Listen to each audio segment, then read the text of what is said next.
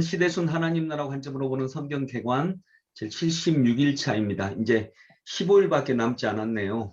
네, 76일차 마태복음, 누가, 마가, 누가, 요한 여기 나오는 성경을 보겠고, 오늘 읽을 본문은 주로 십자가에서 잡히시고 재판당하시고 그리고 부활하시고 40일 동안 제자들과 함께 계시다가 승천하시는 장면까지입니다. 즉 재판받으시고 승천하시기까지의 예수님의 사역을 보겠습니다. 그래서 십자가 사역 중심으로 해서 이렇게 보겠고요. 오늘 말씀이 성경에서 제일 중요한 그런 시간들을 이렇게 보고 보는 그런 날이기도 합니다. 다시 한번 합니다. 마태복음은 왕으로 오신 예수님. 그래서 마태복음은요, 유대인들에게 전한 복음입니다. 유대인들에게 전한 복음이고요. 마가복음은 종으로 오신 예수님. 그래서 마가복음하고 누가복음은 이방인에게 전한 복음입니다. 마가복음을 쓴 마가는 누구 제자일까요? 마태복음을 쓴 마태는 세리마태입니다. 세리마태. 예수님의 제자 세리마태. 마가복음을 쓴 마가는 히브리 이름은 요한이고요. 헬라 이름이 마가고, 마가의 스승은 베드로, 그리고 또 바울입니다. 바울을 따라다녔다가 바울의 1차 전도 여행 때 집으로 돌아가 버린 사람 있죠? 예, 그 사람이 마가예요.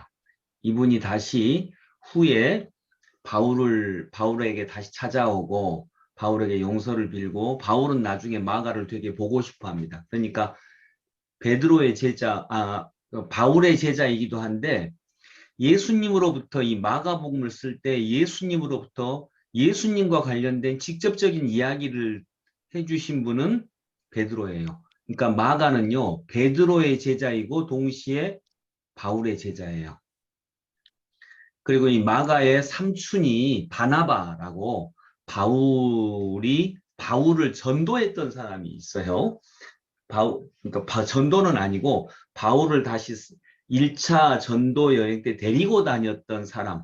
그러니까 바울의 믿음의 선배 바나바가 바울의 삼촌이에요. 아니, 그 마가의 삼촌이에요. 마가의 삼촌. 그리고 누가복음을 쓴 누가는 의사이고요. 누가복음은 인간 예수님을 가장 중요하게 생각하는 그런 복음서이고, 누가의 스승은 누구일까요? 바울입니다. 네. 요한복음은 하나님이신 예수님을 강조하고요. 요한은 누굴까요? 요한의 스승은 예수님입니다. 그러니까 마태하고 요한은 예수님의 제자입니다.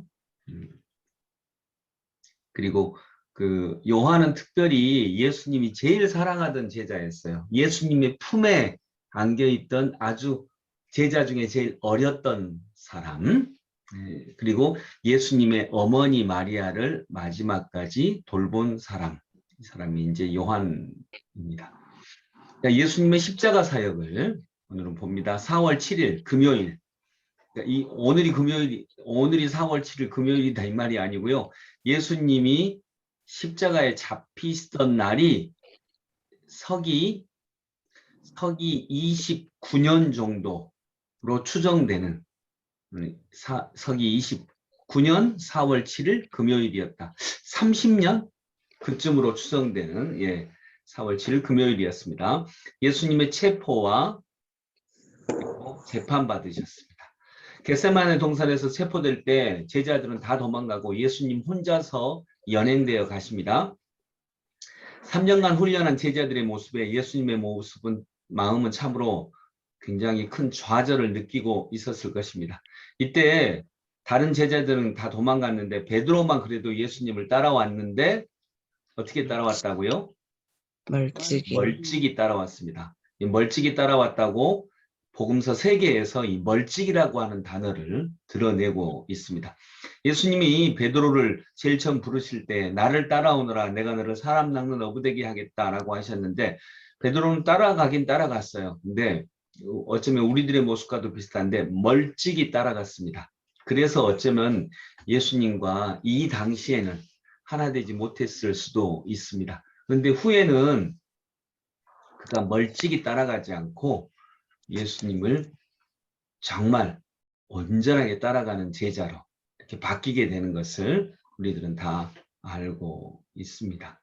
그래서 젊었을 때는 네가 스스로 띠를 띄우고 갔는데 나이가 들어서는 남이 너를 띠띠우고 가리라. 이 말씀이 사도행전에 그 요한복음에 나오는데 그대로 성령님이 그를 데리고 이렇게 인도해 가십니다. 두 번째, 십자가형의 집행을 당하십니다. 십자가에 매달리십니다. 십자가의 능력만이 우리를 하나님께로 인도합니다.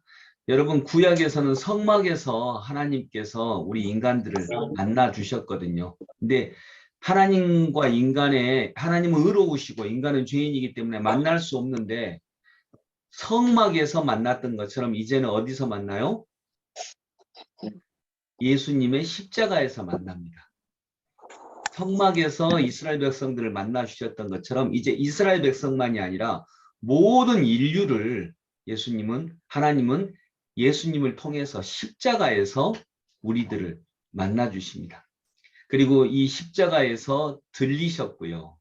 들리셨다 이 말은 십자가에 매달리시는데 예수님께서 십자가에 달리신 모습, 이 모습에서 십자가 위로 높이 들린 채 사람들을 하나님께로 끌어당기시는 하나님의 모습, 하나님께로 인도하시는 하나님의 모습을 우리는 예수님의 십자가에서 발견을 하게 됩니다. 그래서 요한복음 12장 32절에 보면 내가 땅에서 들리면 모든 사람을 내게로 이끌겠노라.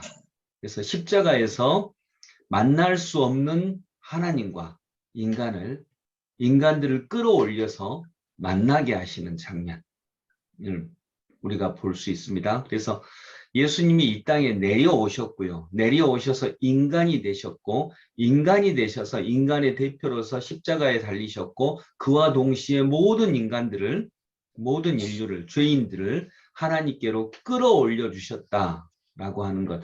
이 외에도 십자가의 의미는 이루 말할 수가 없습니다. 이거 하나의 의미만이 아니라 너무 깊고 너무 탁월해서 우리가 한두 마디로 말할 수 없는데 그 중에 한 가지를 이렇게 살펴서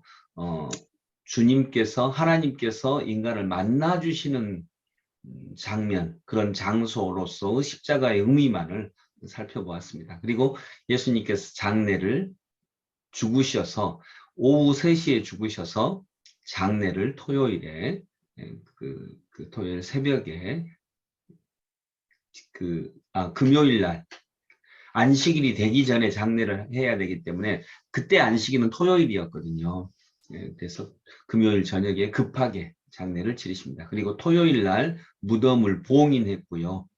토요일 날은 이제 무덤에 묻히셨다가 4월 9일 주일 새벽에 우리 주님께서 부활하십니다. 이 부활이 없으셨다면 예수님은 인류의 어떤 공자나 부처님이나 이런 분들처럼 인류의 스승으로 남으셨을 거예요. 그러나 주님은 인류의 스승 정도가 아니라 구원자이십니다. 인류를 죄에서 구원하실 구원자이십니다.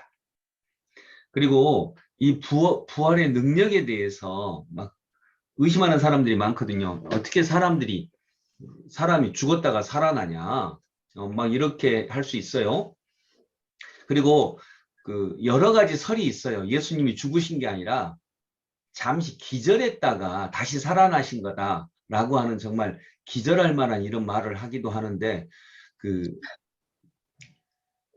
기절했다가 다시 살아나신 것도 아니고 또 어떤 사람은 제자들이 예수님을 너무 사랑해서 시신을 훔쳐가서 어디다 숨겨놓고 부활했다고 하는 거짓말을 했다. 이런 설도 있고요. 그러니까 수없이 많은 이야기들이 있죠. 근데 그것도 역시 말이 안 되죠.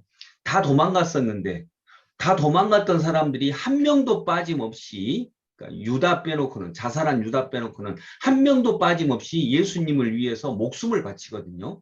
다 도망갔던 사람들이. 이러려면 그 사이에 어떤 큰 사건이 일어나야 되는 거죠. 그렇지 않고서는 한 명도 빠짐없이 어떻게 다 도망갔던 사람들이 다 목숨을 바치는 사람으로 변화됩니까?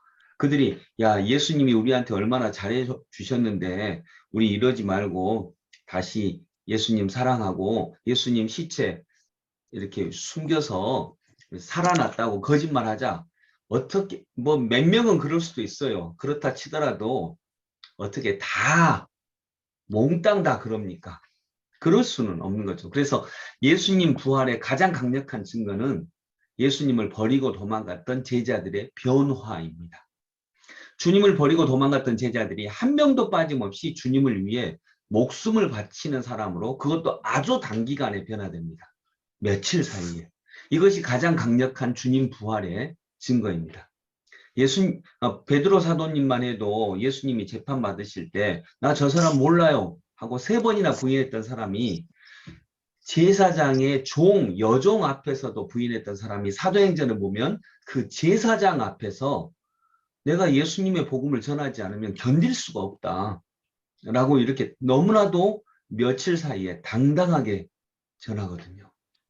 이런 것은 예수님이 부활하셨다라고 하는 것만으로 것 외에는 어떻게 증거할 수가 없는 것입니다.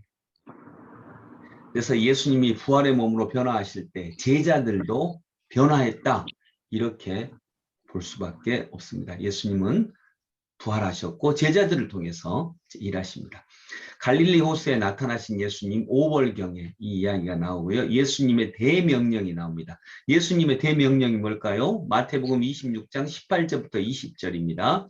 자, 예수님의 대명령, 지상명령이라고 하죠. 가장 중요한 명령이라고 하는 거죠. 자, 같이 읽어봅니다. 예수께서 나와 말씀하여 이르시되 하늘과 땅의 모든 권세를 내게 주셨으니 그러므로 너희는 가서 모든 민족을 제자로 삼아 아버지와 아들과 성령의 이름으로 세례를 베풀고 내가 너희에게 분부한 모든 것을 가르쳐 지키게 하라. 볼지어다 내가 세상 끝날까지 너희와 항상 함께 있으리라 하시니라. 아멘. 이 대명령은요. 내가 너희와 함께 하겠으니 너희는 땅 끝까지 가서 제자를 삼고 세례를 베풀고 그리고 그들에게 내가 가르쳐 분부한 모든 것을 지키게 하라 라고 하는 명령입니다. 이것이 예수님의 지상 명령입니다. 그러니까 가서 너희는 모든 민족을 제자로 삼고 아버지와 아들과 성령의 이름으로 세례를 베풀고 제자를 삼고 세례를 베풀고 이렇게 한 이유는 뭐예요? 이렇게 한 목적. 여기 권세도 주시고 제자로 삼고 세례 베풀고 이렇게 하신 목적은 하나님 나라. 예수님이 분부한 모든 것을 가르쳐 지키게 하라. 이게 목적이에요. 제자로 삼아서 그들이 또 다른 제자를 삼고 이 제자들이 땅끝까지 퍼져가지고 그 각각의 현장에서 예수님이 가르쳐 주신 모든 것을 지켜 살게 하는 것. 이것이 무슨 운동이에요? 이게 하나님 나라 운동입니다. 하나님 나라 운동. 이 명령은 제자들한테만 주신 건가요? 아니면 오늘 우리들에게도 해당이 되나요? 오늘 우리들에게도 해당이 되는 거예요. 우리가 제자들로부터 세례를 받고 우리가 우리의 땅에서 주님이 분부하신 모든 것을 또 다른 사람들에게 가르치고 또 우리도 지키고 그래서 이러면서 하나님의 나라가 점점 자라가고 확장된다라고 하는 거죠. 그러니까 우리에게도 이 명령을 주셨어요. 그래서 기독교는요, 예수님이 함께 해주신다는 안식을 추구하지만 그 안식만을 추구하는 신앙은 아닙니다. 세상 끝까지 하나님 나라를 세우는 일을 위해 나아가게 하는 신앙이 바로 기독교라고 하는 것을 우리가 꼭 잊지 말아야 되겠습니다. 그래서 예수님은 이 명령을 하셨습니다. 이제 너희가 하나님의 말씀을 지켜 살아가라. 우리에게는 이런 명령을 주셨죠. 그리고 또 다른 제자들을 삼고, 다른 사람을 제자 삼고, 그들에게도 예수님이 가르쳐 주신 것을 가르쳐 지키게 하라. 이러면서 하나님의 나라가 확장되게 하는 일을 해 나가는 것입니다. 그리고 승천하십니다. 이 박스 안에 있는 글은 한번 읽어보세요. 이건 성경에 나와 있는 이야기는 아니고 어떤 뭐 그 초대 기독교인들 사이에 있는 전설과 같은 그냥 비유입니다. 비유. 근데 오늘 이 고린도전서 1장 26절부터 29절에 관련된 성경 말씀에 부합하는 어떤 예수님의 마음이 들어가 있는 비유, 성경에 나와 있는 이야기는 아닙니다. 그래서 읽어보시기 바랍니다. 그리고 마지막으로는 요한복음의 기록 목적과 요한의 증거가 나옵니다. 요한복음의 기록 목적 봐볼까요? 같이 읽어봅니다. 예수께서 제자들 앞에서 이 책에 기록되지 아니한 다른 표적도 많이 행하셨으며 오직 이것을 기록함은 너희로 예수께서 하나님의 아들 그리스도이심을 믿게 하려 하며 또 너희로 믿고 그 이름을 힘입어 생명을 얻게 하려 함이니라. 아멘. 이것이 요한복음의 목적입니다. 그리고 이 목적은 이제 생명을 얻은 제자들을 통해서 아까 마태복음의 지상명령으로 나아가게 하는 그런 역할을 합니다. 그리고 부활과 승천 사이에 40일 동안 예수님이 나타나신 경우 이렇게 11번에 걸쳐서 나타나십니다. 여러분, 이제 오늘은 예수님의 십자가 사역을 봤고요. 유튜브에 보면 바이블 프로젝트 제가 몇 번 소개를 해드렸는데 이 바이블 프로젝트 꼭 보세요. 너무너무 좋은 자료입니다. 이건 뭐 재밌게도 설명을 하지만 재미를 떠나서 그 내용 자체가 어떤 분이 설명한 내용보다 아주 핵심적인 내용을 제시하고 있습니다. 그리고 그 관점도 아주 좋고요. 정말 핵심을 예를 들어 마태복음을 설명한다 그러면 마태복음의 핵심을 정말 잘 해설하고 있습니다. 또 로마서 같은 경우는 어렵잖아요. 읽어도 무슨 말인지 잘 모르잖아요. 근데 바이블 프로젝트 로마서 이렇게 해서 로마서의 요약을 보면 그림으로 나와 있기 때문에 기억도 쉽지만 그 내용 자체가 그냥 뭐 재미 위주의 내용이 아니에요. 정말 잘 썼어요. 로마서면 로마서의 요약을 진짜 잘했고요.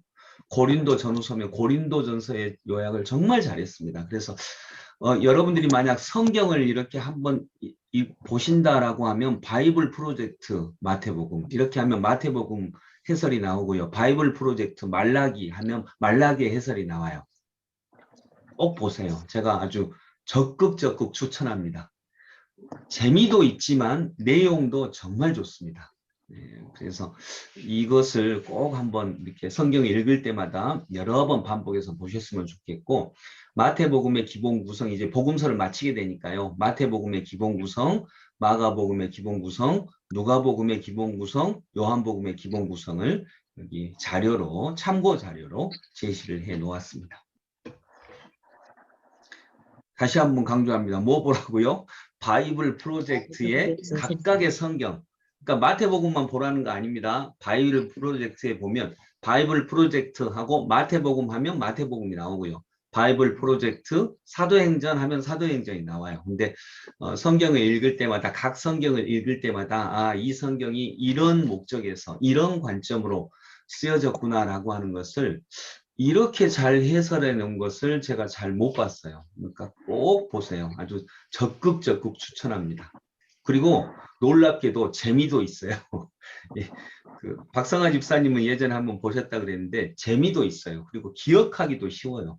정말 좋은 내용입니다. 물론 이제 너무 내용이 축약됐기 때문에 그렇지만 이 전체 줄거리를 보고 각각을 봐야 되거든요. 근데 전체 줄거리를 요약하는 걸로는 거의 뭐 최고라고 해도 실은 틀리지 않을 만큼 정말 잘 해놓았습니다. 네, 오늘은 예수님의 십자가 사역을 복음서를 통해서 살펴보았습니다. 오늘 부활하신 내용을 살펴보았기 때문에 찬송가 165장 주님께 영광 찬양드립니다.